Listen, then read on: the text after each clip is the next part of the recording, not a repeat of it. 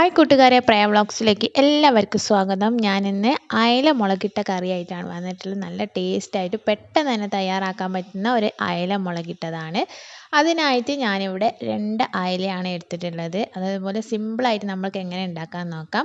അതേപോലെ ഒരു ചീനച്ചട്ടിയാണ് ഞാൻ വെച്ചിട്ടുള്ളത്. ചട്ടി ഉണ്ടെങ്കിൽ അങ്ങനെയും വെക്കാം. അതിലേക്ക് 2 ടേബിൾ സ്പൂൺ വെളിച്ചെണ്ണ ഒഴിച്ച് കൊടുക്കാം. അതിലേക്ക് ഒരു 1/4 സ്പൂണ് കടുകും കൂടെ ഇട്ട് പൊട്ടിച്ചതിന് ശേഷം ഒരു 1/4 സ്പൂണ് ഉലുവയും കൂടെ ഇട്ടിട്ട് അത് പൊട്ടിയതിന് ശേഷം വേണം നമ്മൾ അതിലേക്ക് ചെറിയ ഉള്ളി ഉണ്ടെങ്കിൽ അത് എടുക്കാവുന്നതാണ്, ഇല്ലെങ്കിൽ വലിയ ഉള്ളി എടുക്കാവുന്നതാണ്. ചെറിയ ഉള്ളി ഉണ്ടെങ്കിൽ ഒരു 8 9 ചെറിയ ഉള്ളി ചെറുതാക്കി മുറിച്ചത് ഇട്ട് കൊടുക്കാം. ഞാനിവിടെ വലിയ ഉള്ളിയാണ് എടുത്തിട്ടുള്ളത്.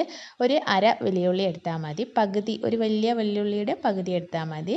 എന്നിട്ട് അതിലേക്ക് ഇഞ്ചി വെളുത്തുള്ളിയും കൂടെ ചതച്ചതാണ് ഇട്ട് കൊടുക്കുന്നത്. ഒരു 6 വെളുത്തുള്ളിയും ഒരു ചെറിയ കഷ്ണം ഇഞ്ചിയും കൂടെ ഇട്ടിട്ട് ഇതേപോലെ വഴറ്റി കൊടുക്കാവുന്നതാണ്. പിന്നെ അതിലേക്ക് ഞാൻ 2 പച്ചമുളകാണ് കീറി ഇതേപോലെ ഇട്ട് കൊടുക്കുന്നത്.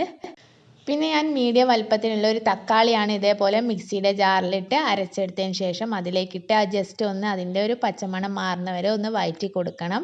എന്നിട്ട് മാത്രമാണ് നമ്മൾ പൊടികൾ ചേർക്കാൻ പാടുള്ളൂ. ഞാനിവിടെ കാശ്മീരി മുളക് ഉണ്ടെങ്കിൽ അത് 3 ടേബിൾ സ്പൂൺ ഇട്ട് കൊടുക്കുക. സാധാ നമ്മൾ എരിവുള്ള മുളകാണെങ്കിൽ 2 ടേബിൾ സ്പൂൺ ഇട്ട് കൊടുത്തതിന് ശേഷം ഒരു 3/4 സ്പൂണ് മല്ലിപ്പൊടിയും 1/4 സ്പൂണ് മഞ്ഞൾപ്പൊടിയും ഒരു 1/4 സ്പൂണ് കുരുമുളക് പൊടിയും കൂടെ ഇട്ടിട്ട് ഇതേപോലെ പച്ചമണം മാറുന്നത് വരെ ഒന്ന് ഇളക്കി കൊടുക്കാം. എന്നിട്ട് വേണം നമ്മൾ ഇതിലേക്ക് പുളിവെള്ളം ഒഴിച്ച് കൊടുക്കാനായിട്ട്. പുളിവെള്ളം നിങ്ങൾ വാളംപുളി ആണെങ്കിൽ അതൊരു നെല്ലിക്ക വലുപ്പത്തിലും, ഇല്ല നമ്മൾ കുടംപുളി ആണെങ്കിൽ 2 എണ്ണം നേരത്തെ നമ്മൾ വെള്ളത്തിൽ ഒരു ചൂടുവെള്ളത്തിൽ ഇട്ട് കൊടുത്തതിന് ശേഷം അത് ഇതിലേക്ക് ആ വെള്ളം ഉൾപ്പെടെ ഇതിലേക്ക് ഒഴിച്ച് കൊടുക്കാവുന്നതാണ്. നമ്മൾ മീൻ മുങ്ങുന്ന തക്കം മാത്രം വെള്ളം ഒഴിച്ച് കൊടുത്താൽ മതി, ഓവർ വെള്ളം ഒഴിച്ച് കൊടുക്കരുത്. ആവശ്യത്തിനുള്ള ഉപ്പും കൂടെ ഇട്ടിട്ട് അതൊന്ന് തിള വരുന്നത് വരെ വെയിറ്റ് ചെയ്യാം. എന്നിട്ട് ഇതിലേക്ക് മീൻ നമുക്ക് ഇട്ട് കൊടുക്കാം. എന്നിട്ട് ഈ മീൻ വെന്ത് വരുന്ന വരെ നമ്മളിത് ഒരുപാട് ഇളക്കി ഇതാക്കരുത്, അത് മീൻ ഉടഞ്ഞു പോകും.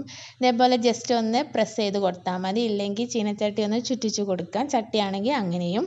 എന്നിട്ട് ഇതൊന്ന് എണ്ണ തെളിഞ്ഞ് വരുന്നവരെ വെയിറ്റ് ചെയ്യാം. അതാണ് നമ്മൾ മീൻ അപ്പോഴേക്ക് വെന്ത് കിട്ടും.